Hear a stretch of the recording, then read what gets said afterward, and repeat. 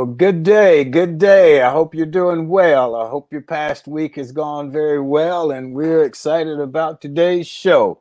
It is Tuesday, November the 17th, and welcome to another Tuesday with Thom, which is brought to you by the Best Girl Consulting Firm. Best Girl consults with utilities, higher ed institutions, associations, and large nonprofits to customize solutions that will support your company's or your organization's bottom line. So today, Barbara Wallace Edwards and Mychal Walker are here, and our G-list guest today is the writer and author, Sam Hayes. Sam is the author of Big Bets, Decisions and Leaders That Shape Southern Company. He also has written The Wine-Cough Fire, The Untold Story of America's Deadliest Hotel Fire, and the book we're going to talk about today, Remember Henry Harris, Lost Icon of a Revolution, a story of hope and self-sacrifice in America, a story that I am very, very familiar with. So before we get to our interviews, let's catch up on what's going on. What's going on? Well, what's been going on for the past 7, 8, 9 months, and that's the COVID. Today, we're going to talk a little bit about the COVID and the upcoming holidays. And ever since we started doing this show, there hasn't been a subject that we've talked about every week where the COVID didn't affect that particular business sector of society or what have you. And it is continuing to do that. The vaccine, and there's always a but this but is good. The vaccine news is good. That's good news. Matter of fact, that's great news, and we need some. But there is, in the short term, for the next few months, we'll probably have to depend on the individual states and their policies. But hopefully by late spring or summer, we'll have a vaccine. Football stadiums are opening up, which is probably not, well, the best thing to do in terms of tampering down the virus. So are restaurants and other places. And the big thing is Thanksgiving. Thanksgiving is right around the corner. We're 9 days away from Thanksgiving. Christmas is just down the road, a few weeks, and COVID will play a part in that. Things will be different. It will not be normal, but then most things in 2020 this year have been different. This is the time of year where we normally plan to visit, eat, laugh with our loved ones. Is it possible to visit, eat, and laugh with our loved ones this year? Yeah, yes, it is. Is it wise? And that's the question that we should ask. We all have to answer for ourselves and for those that we love. Many people I know, some have tested positive, some have contracted the virus, and some have been among the unfortunate ones. Almost 250,000 people in America who have died from the virus. So last week, Wednesday, to be specific, not the whole week, just Wednesday, there were 10.5 million cases in the United States, and those numbers continue to climb. We had to cancel major college football games last week, and so you or reschedule them. And so generally self-quarantine on the weekend at least means a full slate of football games and other sporting events. But when those events start to get canceled and many other events are canceled, there is the temptation then to want to go and join the crowd. My neighbor called me up and asked me to join him for a drink, and we have fun when we hang out. We catch up. I wanted to. I surely wanted to. I've been inside for a long time, but I resisted that temptation, and I will resist it during the upcoming holidays. If you don't resist, then social distance and wear the mask. Wear the mask. Cut the silly, you know what. Wear the mask. You want to make a statement? Wear the mask. You want the economy to come back? Wear the mask. The mask is not political. It's been made political, but it's not political. Right now, along with social distancing, it is the best way the science knows to slow the spread of the virus. So again, with the holidays coming up, let's be mindful of our loved ones. Let's wear our masks. Let's social distance. And hopefully we'll all be here next year when there is a vaccine and we can have our holidays the old-fashioned way once again. And I can call my neighbor back and say, hey, man, I'm ready to go. Let's do it. So let me introduce my two roundtable guests, Barbara Wallace Edwards and Mychal Walker. Barbara Wallace Edwards is from Birmingham, Alabama. You know her well by now. She is a traveler. She gets around, and generally has very interesting comments to make. Barbara, how are you this morning? Hey, Tom, I'm doing well. How are you today? I'm doing great. Everything is good. So tell me what's going on in your world. Well, Tom, I decided to do a little traveling this past weekend. Didn't go too far, but went over to Atlanta. We are just 38 days away from Christmas. And I decided, I'm not one of these online shoppers. I'm more of a touchy-feely kind of person. I got to put my hands on it. So I decided to double mask myself and put on gloves and all kinds of protective gear, hand sanitizer around my waist and in my hand the entire time. But I got out and did some shopping over in Atlanta, and basically most of my Christmas shopping. I tell you, we've talked about coronavirus and how it affected the economy. There were hardly anyone in the stores. Wow. It was almost empty. So it was probably a good time to be out shopping. Well, and that's tough. I mean, I know it's tough on the business people. It's tough on the economy. It's tough on people's jobs. But I don't know that there's another way. I agree. So that was going to be my first question. Were the stores crowded? Not at all. Was the parking lot full? Go ahead. I'm sorry. I was going to add, Belk Department Store has one of their biggest shopping days prior to Christmas called the Charity Day sale. And normally, the stores open at 7 a.m. They're open until 10 p.m., 11 p.m. because they need to have extended hours. The stores are normally just packed. And this time I talked to one of the managers of one of the stores and asked about, what's the impact of the crowd this year? He said, it's been crazy. He said, we were planning, to have an abundance of people here on Saturday morning for our major sale. And he said, we had salespeople standing around just twiddling their thumbs because no one was here. He said, they had 5 people at the store when it opened on Saturday morning. Normally they have over 5,000 waiting at the door. What do you think it'll be like? What is that? The day after Thanksgiving? What do they call that? Is that Black Friday or something? Friday. I wonder what that'll be like this year. Most of the stores have started having Black Friday sales already. Okay. So, they're doing a lot of the sales online rather than having to come into the store. So they're trying to prepare for it and hopefully that's going to diminish any type of Black Friday crowds. Normally the stores open on Thanksgiving Day. I don't know one store yet that's going to be open on Thanksgiving Day this year. So it's definitely had an impact on shopping.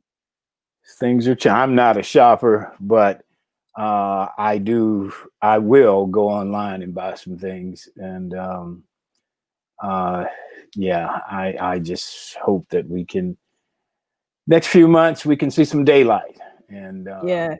Particularly as it relates to people's jobs. Yes. Okay. Well, let's get Mychal Walker on here. Mychal Walker is from Atlanta, Georgia. He's president of the Walker Agency, a full-service insurance brokerage firm. And where is he? There he is. Good morning, Good morning, Mychal. everybody. Good morning, Tom. Good morning, Barbara. How are you, man? I am doing well. Thank you very much. I hope you two are as well. Yes. It's a good day. So what's happening with you, Mychal? It's interesting, Tom, you had said before that, will things ever get back to normal? And a lot of people have said that we have a new normal. And for healthcare, I have done a little research, and according to the Kaufman Hall Foundation, they say the pandemic has accelerated demands for more consumer-friendly healthcare services, such as including telehealth visits, online scheduling, and mobile check-ins to reduce the wait times. You all know how much time you used to spend in the waiting room going to see a doctor, and you're wondering what's taking so long because you're just sitting there and you have other things to do. Well, now using these type of mobile services, it will help reduce the wait time. And they're predicting that providers who are unable to keep up with those changes, such as that have limited scope or limited capacity or functionality, they're going to struggle competing against the people with more options. And what we have are people like CVS Health, Walmart that are getting into the business. As a matter of fact, this year, Walmart has entered the Medicare space, and they are selling Medicare Advantage plans and Medicare supplement plans to consumers that are coming in. So they have a lot of bandwidth to expand a lot of mobile services and what have you, and they're doing that. The other thing that's interesting, as all of us are part of the baby boom generation, it is also stated that more consumers are actively engaged in researching the price of their health care, and that millennials are the new drivers of this now. It used to be things were centered around the baby boomers. Now, the millennials, because of the way they grew up with social media and all the stuff that they were doing, they are driving telehealth service in retail clinics, whereas previous generations shied away from that. So I don't think we're going to have things as they used to be. It's going to be a new normal, and telehealth, I think, is going to be here to stay, and it's going to expand. I agree with you. I did my last physical by telephone, and you know, we were both fairly pleased with it. And then I'll go back for the follow-up sooner than I would normally. But, you know, this was a way for him to see me and just check on progress on some things, making sure I'm taking my meds when I should, and so on and so forth. So I don't think that normal, the way we were living normal, will be normal again. I do think it will be a new normal across the board. You know, and the thing about, if you think about every guest we've had, Michael O'Neill, London Carlisle, John Lux, Bruce Pearl, Cheryl Jones, Ray Sanson, Randall Horton, all different professions, film and television, college basketball, books, education, music, they've all been affected by this, whether it's in their income or whether or not they've even contracted, hopefully they didn't, the disease. So it's tough. It's impacted every area, every aspect. Yeah. It's impacted every aspect of life. I mean, it's impacted every area of life. There's no way around it. Exactly. And it's difficult not to talk about it. Anything else before we get to Sam? Not a whole lot more, other than the fact that we all hear that you know, there were some concerns with the election that we just had and how the stock market might react. And I know, Tom, you and I talked a little bit about the election and how there needs to be a balance of power. Well, with the announcement of Moderna yesterday having almost a 95% success rate, the stock market rose and is continuing to rise based on the news of the healthcare. So that's one positive aspect, even though it's in response to a health crisis. The fact that Moderna and Pfizer have these vaccines that are getting ready to come to market, it is causing the stock market to rise in a positive manner. Well, and it really started, for me, I saw it start rising on the day of the election, and it pretty much has continued to rise, and that's good news. That's good news for all of us. We'll just continue to see how things go. I do think that a national plan that tries to tie in all the different states and their reactions to this will be of benefit overall to not only us individually, but to the economy as well. And I think we have to understand that when we talk about the stock market and in relation to the economy, the stock market is not the economy. The stock market is those of us who is a part of the economy, actually a symptom to me, but it's not. The stock market does well, that's great. I mean, I got some stock, but there are a lot of people, the majority of the people who don't, who are still hurting out here. So anything, Barbara, Michael, anything else before we go to Sam? Tom, Well, I just want to add go ahead. our sincere condolences to the Smith family. One of our Auburn classmates, Oh, Willie yeah. Smith, passed away last week, and just really wanted to offer our condolences to the family. That's great. Yeah, I'm glad you did that. Thank you. Willie was there when I was there. I think Willie may have been a freshman or sophomore when I was a senior, and I think he went to the Olympics a couple of times. Man, he was a phenomenal Yes. athlete and a good human Yes. being. We lost Absolutely. touch after college. Like I said, he was only there for a year or two while I was there. But you guys, Mychal, you may have known him better. Yes. But yeah, yeah, he came to Auburn in 1974. So okay. he was He was there. and we came in 75. Right. Yeah, I left in 74, 75. Yeah. Yep. He was one of those early pioneers on the track team with Coach Rosen. Coach Rosen was a great coach, and he took care of his guys. And I remember Willie came from New York, didn't he? Yes. He did. New York. Uniondale, New York. Oh, wow. Where is Uniondale? Is that close to the city? I think it is right outside of New York City. I don't know exactly how far, but it's not too far away from New York City. The one thing I did see on Facebook was, and I'm proud of, that people who were there during that era all seemed to have some knowledge of each other and recognition of each other when something like that happens. Yes. Because it was a special time. It was. And good, and some of that was good, and some of it wasn't. I know. It was a special time. Right. Go ahead, Mark. Well, it's funny how you talk about it being a special, and everybody had some type of connectivity to each other. But out of 20,000 students around that time, I think my sophomore year, we had 20,000 students and maybe 500 and something Black people that were students. So we kind of all knew each other. Yeah.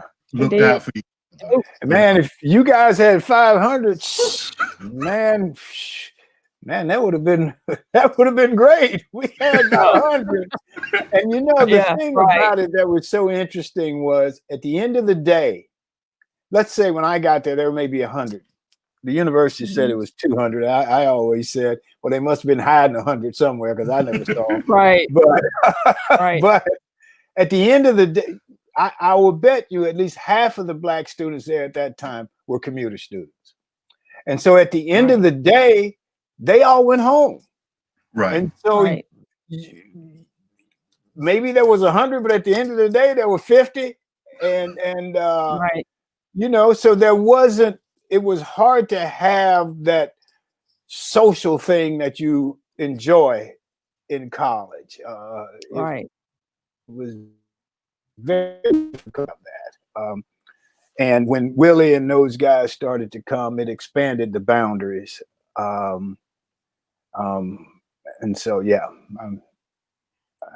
it was an interesting story. And we'll talk more about that story when we talk to Sam about Henry Harris, who was the first Black athlete, not only at Auburn, but in Auburn, but in Alabama, Georgia, or Mississippi. He was special. Anything else? Mychal, you good? Barbara, you I'm good? Fine. Well, Thank you. Let's go to our commercial break here, and then we'll come back with our special guests. Today's show is sponsored by Best Girl Inc. What is Best Girl?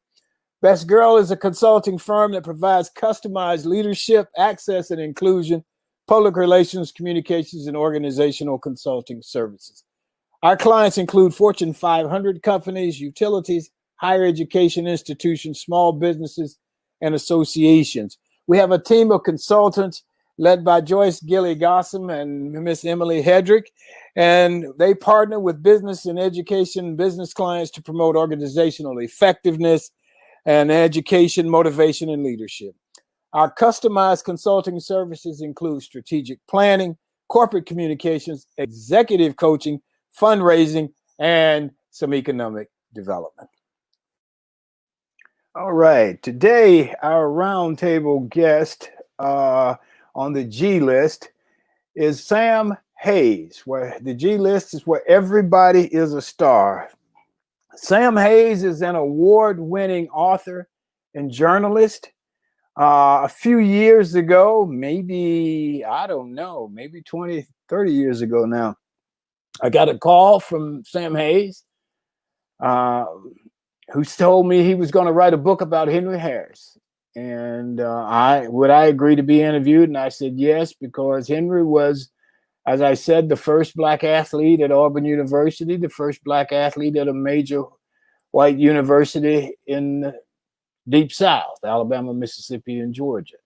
And I knew Henry well, hung out with him, watched him play basketball, and remember, I have a lot of memories about Henry. Sam's book came out in 2019, a year ago, and unfortunately with the COVID, again, this is another thing that's been affected by the COVID. But the name of the book is Remember Henry Harris, a lost icon of a revolution, a story of hope and self-sacrifice in America. And it tells the heroic and tragic story of Henry Harris. You know, today we talk about Black Lives Matter. And if in fact Henry was alive, or if in fact Black Lives Matter had been around when Henry was around, I'm sure that Henry would have been one of the poster children for Black Lives Matter, for what he gave, not only to the university, but to this country. There is, in August Wilson's play Fences, there is a line where Troy Maxson, who is the lead actor, the main character, and Troy is bitter because he didn't get to play professional baseball. He played in the Negro Leagues, but of course it wasn't integrated, and so he never got to play in the major leagues. And his friend, in talking to his friend Bono tells him, he said, well, Troy, you just came along too early. And Troy responds, and this is probably one of my favorite lines from the play. Troy says, there never should have been a time called too early. And that's how I sort of sum up Henry Harris. For 4 years, and this is straight from Sam's book, for 4 years, Henry Harris went one-on-one with racism, the old South colliding with the new South in the life of one brave young man out of Alabama's Black Belt. So let me bring on Sam Hayes, and we're going to talk about Henry Harris. Good morning, Sam. Hey, Tom, how are you doing today? I'm doing great, man. I appreciate you being here with us. Everything good with you? Yeah, I'm doing great. Thank you for having me. It's always an honor to be able to talk about Henry Harris. It's an honor to tell his story. He was a remarkable American. Tell us what drew you to Henry's story, Sam. Well, in 1980, I was working with the Atlanta Constitution, and I had the opportunity to spend 3 months interviewing the first Black athletes in basketball and football at all the major schools in the South, including the SEC and the ACC at that time. And so in doing that, I came across Henry's story, of course, and I was aware of his story before, but I began to get it a little more in depth there. Actually, you know, I was sports editor in Columbus, Georgia in 1974 when a story came over the wire that said that he had died apparently of a suicide. And that hit me really hard. It made a real impression on me. My reaction was this, meaning the integration of Southern College athletics, which I've been very a proponent of, in favor of, wasn't going so well. The behind the scenes, there was something missing that we weren't seeing.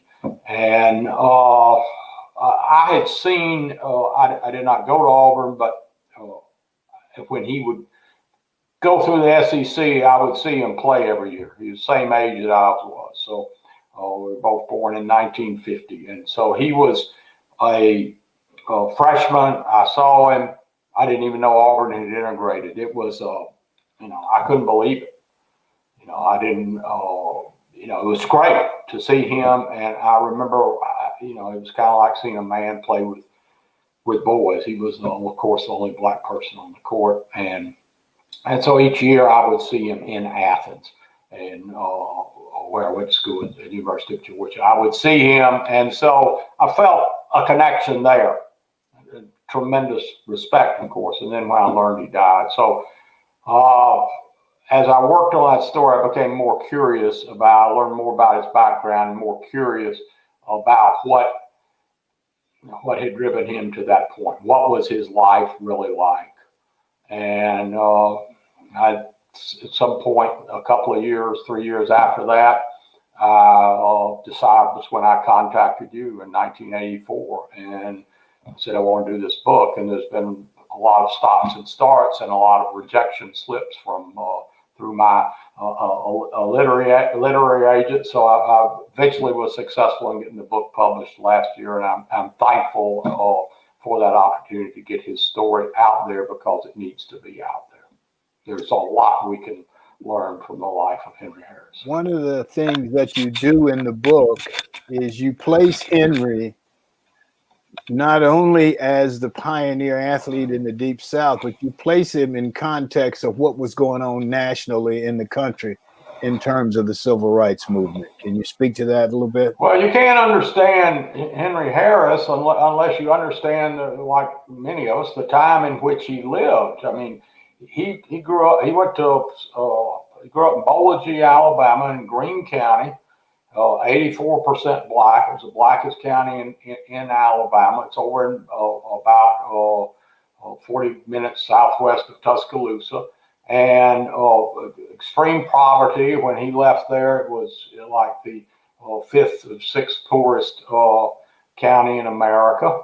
And, his choice to go to Auburn was largely driven because of the need he saw and heard from the people he grew up with, that somebody needs to do this. You're Thom, you're the first person that told me this. That's what he always said. And you said that you got that curiosity too. You asked him, why did you come to Auburn? And he was 2 years ahead of you. And he said, well, I did it for the old folks. They told me that this was a good thing, that somebody had to do it. And there was no question that people had been waiting, African Americans had been waiting for years for this opportunity. The window was always shut. There were so many players in the South that never got the chance to play for their state university. And suddenly the window's open. Auburn and Alabama have decided to integrate. And so now's the opportunity. How can you walk away from that opportunity? Well, others did, but he didn't. He felt that this was a good thing, and he was going to go do it. And it wasn't, and that drive wasn't just there initially. It kept him there when things were hard, when things were very hard, and other people, common sense, might have said leave. Well, he wasn't going to leave. People wanted him to leave. It was now part of standing up. I mean, it was certainly not as dangerous as the freedom rides, but it was the latter days steps of the civil rights movement. I mean, if he leaves, then the enemy wins. Racism wins. And he was playing the enemy every night he went on the court. And, not only in other arenas where he had heard every epithet and threat, but also he was playing racism because he was trying to dispel every myth about black athletes every stereotype about black athletes every night he played, and how he played, and his tenacity and his ability to stay on the court despite injury, to keep coming back out there. He stayed and stayed. And so understanding what was going on, the pressure he was feeling within the context of that, and of course he was impacted by all the Jim Crow South growing up.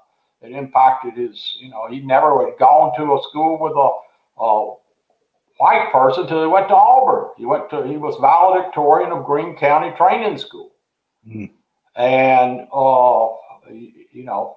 so the environment he grew up in, and the movement, the civil rights movement, which was very active in Greene County. John Lewis came there, SNCC, Dr. King came there. It was he saw the movement of the people, and they did get a lot accomplished there. Why do you think that Henry's story is not a well-known story? Well, Henry, the interesting thing is, the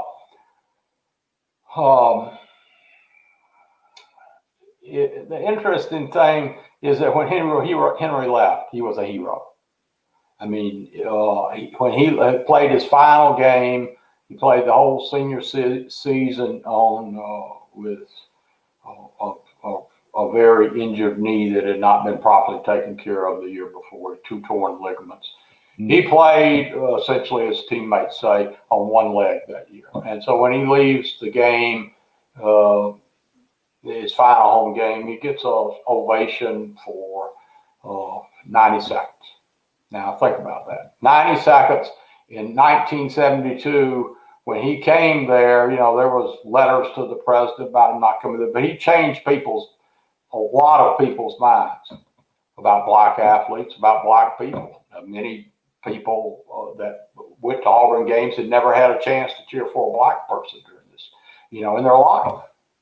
So he brought black and white together to some degree simply by his God-given talent and his fortitude, his courage.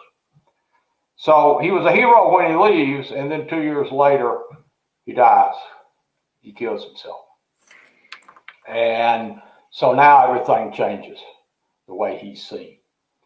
I mean, people that knew him, Henry was a good guy, and nobody really can believe he killed himself.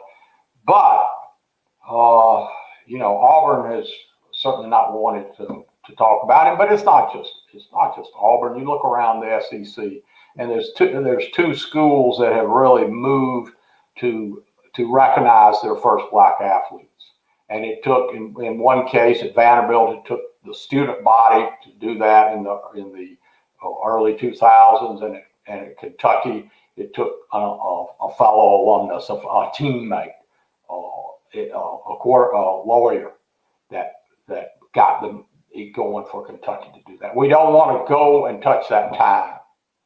And I talked to a black studies professor earlier this year, and she said, that's the first example of social distancing. The COVID was just starting. We don't want to touch that as a nation, because it reminds us of a dark time on where we've been. And I think that's so true. And in Henry's case, it's just magnified by the fact that it was a suicide, which there were other things going on in his life. He was working as a coach at the University of Wisconsin, Milwaukee, and he was a student assistant, and that had been terminated. And so he couldn't finish his degree. He had been unable to finish his degree at Auburn. He was taken off scholarship, even though he was continuing to work after he did not make it in the NBA, primarily because of the knee injury. So, there's a lot of sadness to that. It's a tough story, but I think it's a necessary story because it tells us so much about America at that time. And it tells us about a significant, as you've said earlier, a significant black life that sacrificed, a guy that sacrificed greatly. But this is, personal history is American history.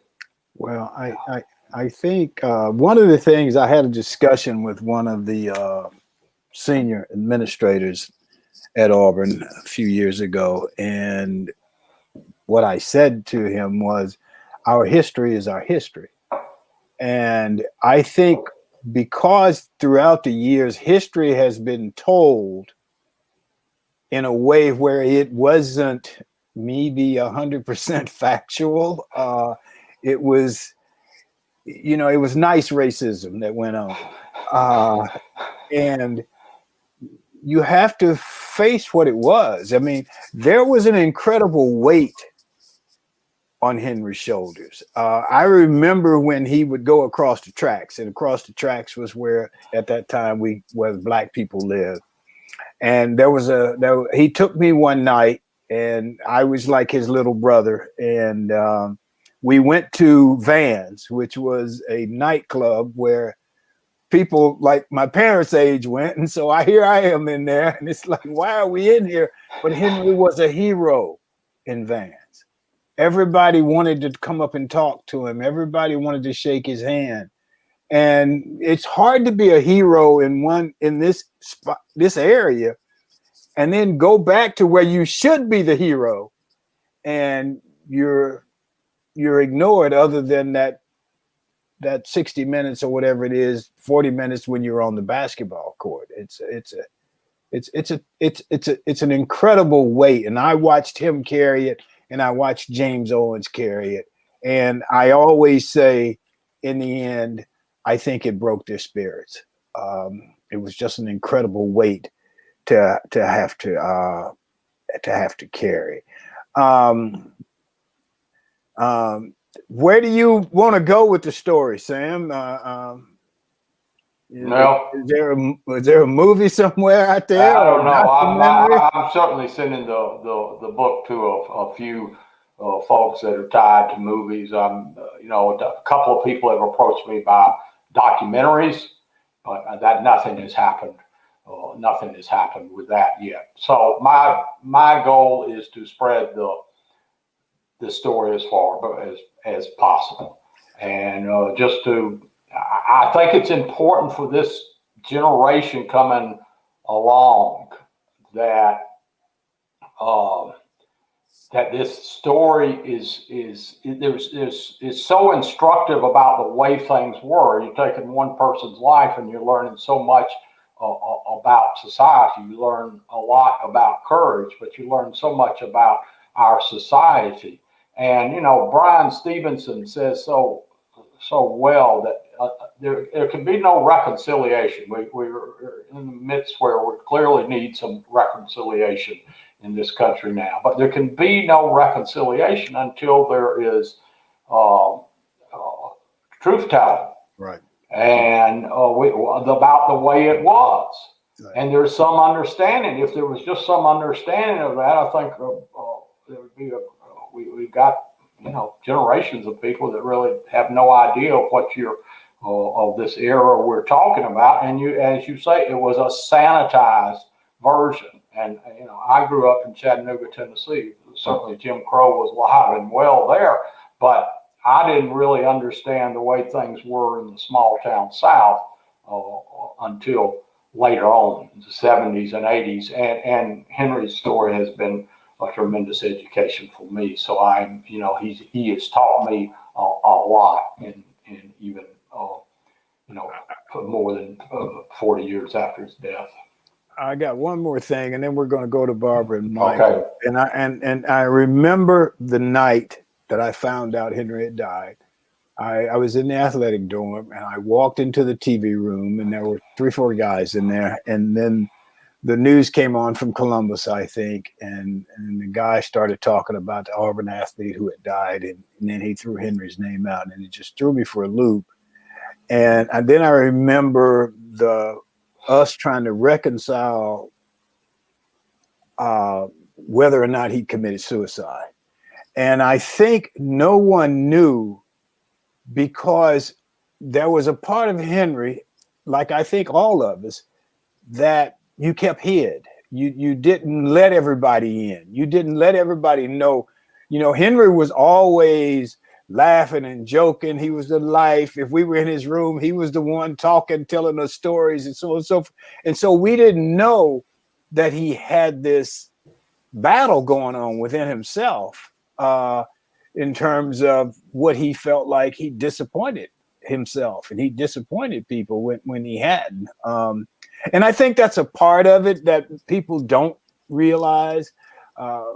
Yeah, it was bad when the Ku Klux were out and that stuff, but it was equally as bad when you had to hide who you were. You couldn't be who you were when your spirit was taken away from you, so to speak.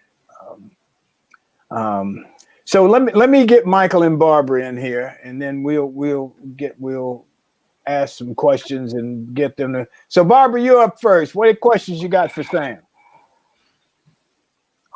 Sam, I just got to tell you, this is probably one of the best, but the most emotional book I've ever read in my life, and probably because it hits so close to home.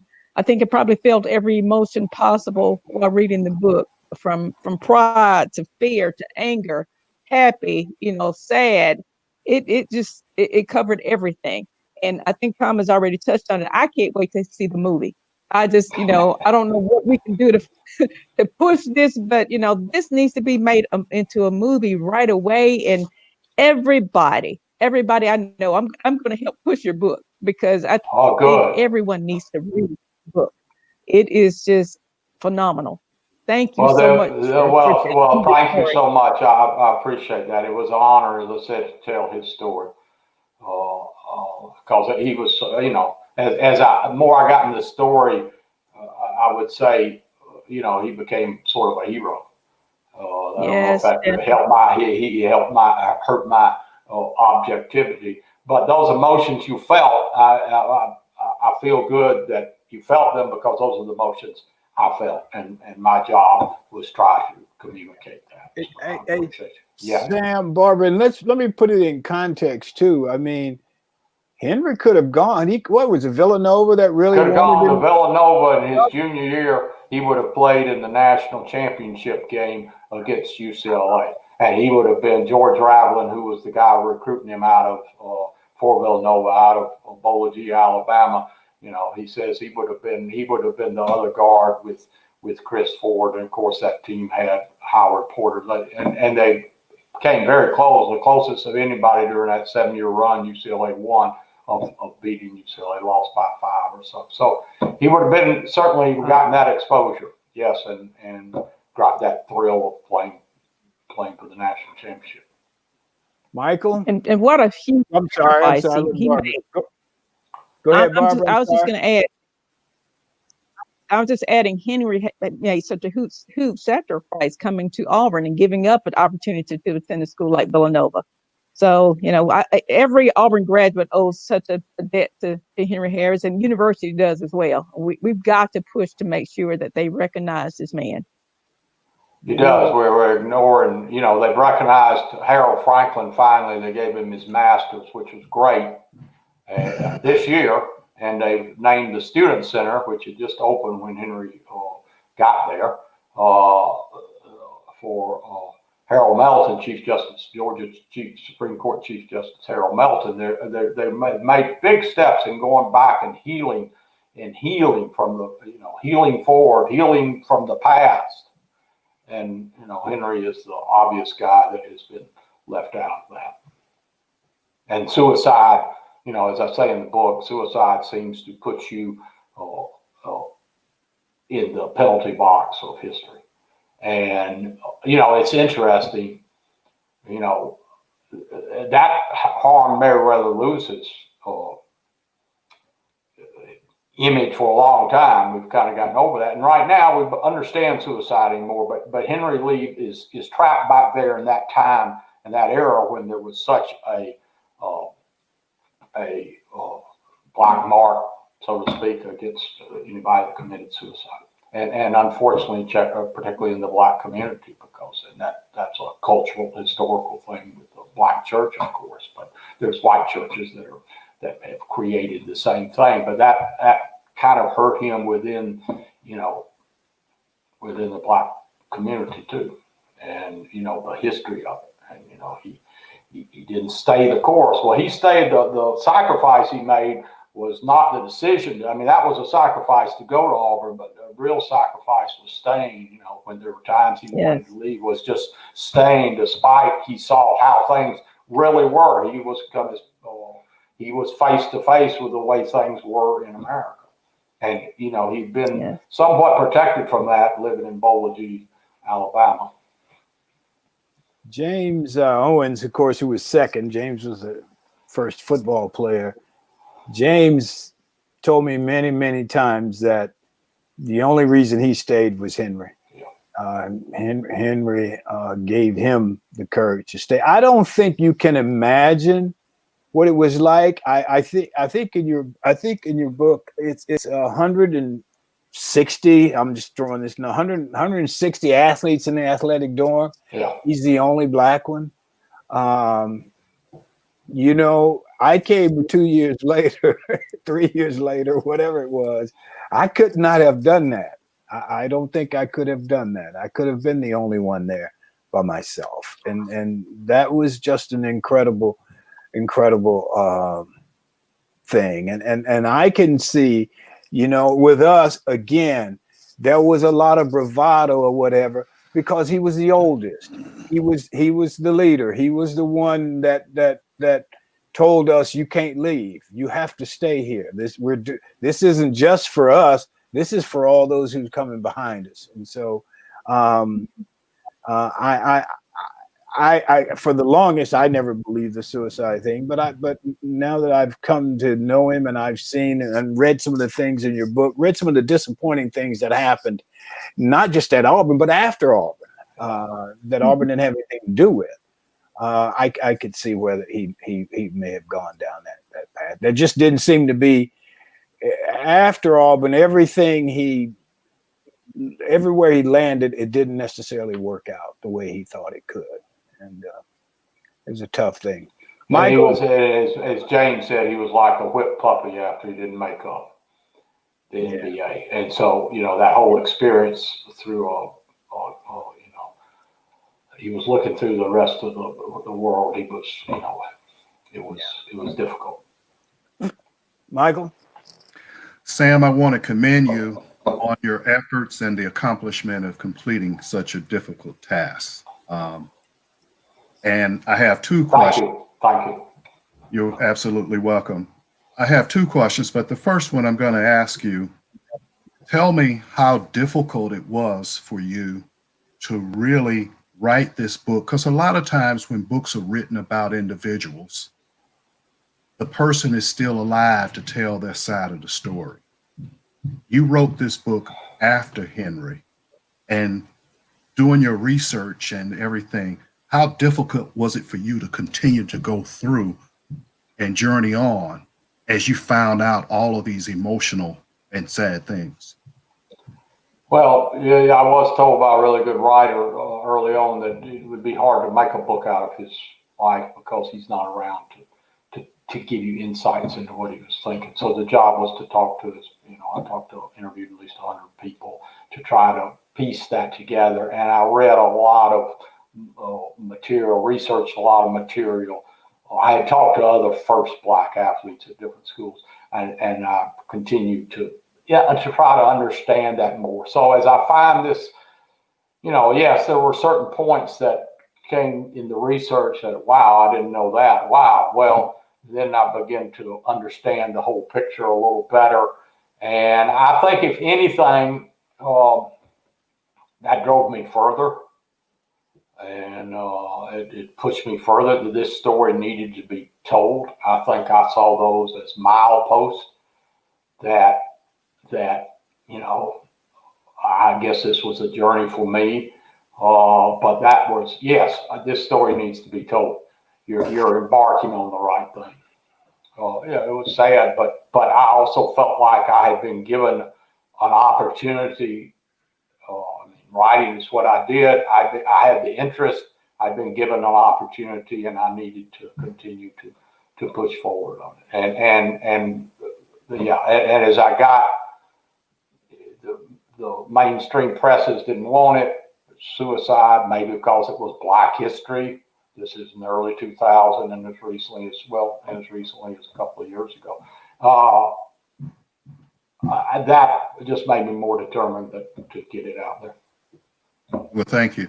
My second question is, and by the way, I heard your speech the other year down at Auburn. I was in attendance, and you talked about the game of Henry Harris and what a phenomenal athlete he was. And I got an opportunity to see him play when he was at Auburn. As a matter of fact, he was dating one of my best friend's sisters, and he was saying, you got to go see Henry. As a matter of fact, they call him Henry the Hawk, if I'm not mistaken.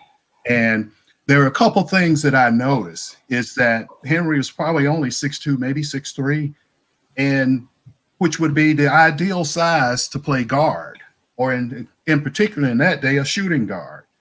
But when I went to see him play, they had him playing down low as a forward, maybe even a power forward, out of position, and he had a knee brace on.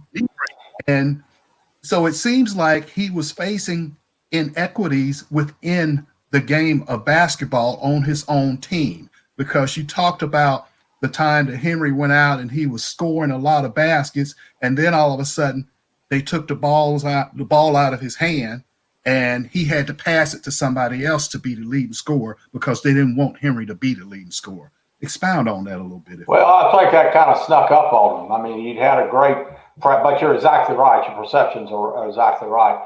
He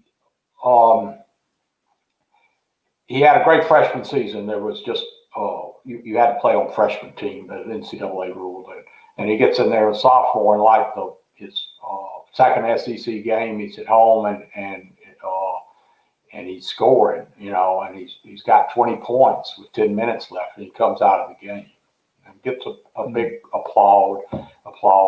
People had liked him.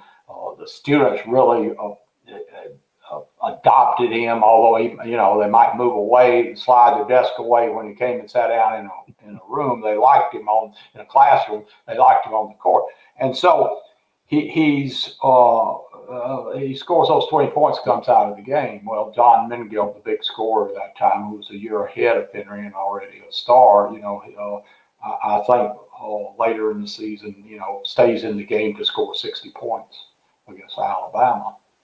And so I think what I'm saying is slipped up on. Right, here's this black athlete, and he's going to go out there and score all these points. And how's that going to look? And I don't know if Bill Lynn, the coach, had pressure on him or not, but the ball did not go to him as much. He would have games where he scored 20 points, but him being a star or even dribbling the ball up, just at that time, the stereotypes, having a black guy running your offense, whoa, that would have been, no, black athletes weren't seen as being smart enough to do that, although UCLA consistently had black point guards.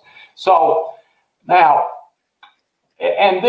so he becomes a forward. Why? Because he becomes a forward because he'll do the dirty work. He's the defensive player. He's the best defensive player on the team. But Bill Lynn would say he was the best defensive player in the SEC. And, he would be down underneath the basket guarding the power forward of the other team. And that was all. He always got the assignment of the best player on the other team. And usually it was because he could jump. He was playing power forwards. And what that, even Mingill admitted, what that hurt him is getting out of the fast break. And he couldn't get out from under the basket. And that was his game. Fast break, one-on-one moves, driving to the basket. And so that hurt his ability to score. And then he, as you mentioned, the knee brace, that's one of the things I remember seeing as in the final times I saw him play was wearing that brace. He got in a game against Alabama late in his junior year. He somebody fell on him. He said a big guy fell on him, and he sustained two torn ligaments, ACL and MCL. And he played the final 5 games of the season, and not just played a little bit. He started most of them.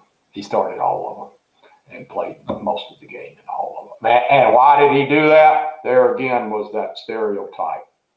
I mean, they were pumping him up with pain meds so he could play, and he knew he needed to play. That he had to prove that black people were tough enough, which is absurd as we think now. That's why it's hard to grasp this story, because we can't understand that. But the theory was blacks will they'll quit on you when the going gets tough. They won't play hurt for you. Well, he did all that for Auburn, and because he came and stayed,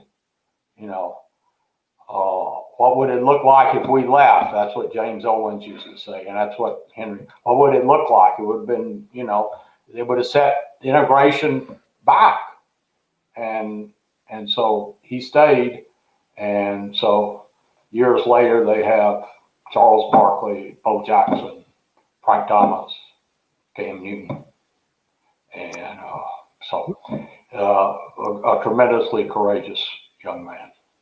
It was in incremental steps, because as you say, later it was Bo, and I remember the night Bo won the Heisman, man, I cried like a baby, because it was just so important. And 10 years before that, you couldn't get the ball. I mean, you were going to get the ball in limited amounts of time, but you weren't going to be the star. Now, you could do the dirty work, and Henry did the dirty work. And as a matter of fact, I remember we used to kid him because John Mingelt was a star. And it was during the time when Sullivan and Beasley were there on the football team. And then it was Sullivan to Beasley and Harris to Mingelt. That's what we used to say, as ugly as that is now. And I remember when he would, I think I pretty much remember when his spirit, when he just was going to make it through. If I can make it through, I can get a shot at the NBA, and hopefully I can play in the NBA. I've pretty much done everything I can do here. I've done everything I can. So, Barbara, you got anything else? Mychal? Again, just thank you. And thank you, Thom, for being a pioneer at Auburn as well. Your contributions mean a lot to all of us who come through Auburn behind you, and people like Henry Harris and James Owens. You guys are definitely heroes in my eyes. So thank you very much. Thank you, Sam, for telling the story. Thank you. I appreciate that very much. And Sam, I want to make sure people know what this Henry Harris. Remember Henry Harris, the lost icon of a revolution. And I love, because in our time, revolution was a big word, and it was a revolution in a lot of ways. A story of hope and self-sacrifice in America. One of my good friends, and I'm so happy that you did this, Sam. It's worth it. And sometimes, maybe you don't get the accolades, but to a lot of people, Henry Harris was a very, very important man. He was, no question, he was an important man, and we'll continue to work to get that story out and him remembered, because there's a lot we can learn from it and a lot we can heal from within that. I appreciate your help all along, and I appreciate y'all having me on there for us to be able to talk about it. It's a good day if we can talk about Henry Harris. Remember. Yeah, yes it is. Yes, it is. All right. Well, Sam, we appreciate it. Mychal, Barbara, thank you. We're going to wrap this up, and I'm going to always end with a quote, and my quote today is from Henry. And I remember sitting in his room and I said, Henry, why did you do this if it makes you so unhappy? And he said, I did it for the old folks. And that sort of became our mantra. That sort of became our thing, that we were doing this for other people. We were doing this for the Bo Jacksons and the Charles Barkleys and Barbara Wallace Edwards and Mychal Walker and all those who came after us. So thank you, Sam. Thank you, Mychal. Thank you, Barbara. I want to thank the audience. We appreciate you. Thank the communicator, Emily. Thanks our sponsor, Best Girl. If you're interested in having your business be a sponsor of the show, get in touch with us at Tom@BestGirl. Thank Emily Hedrick. And next week's guest is Eric Jones. Eric is a theater and film producer who is working on a biopic of Alabama native Nat King Cole. That's a wrap for our show today. Enjoy yourself and make every day count, and peace.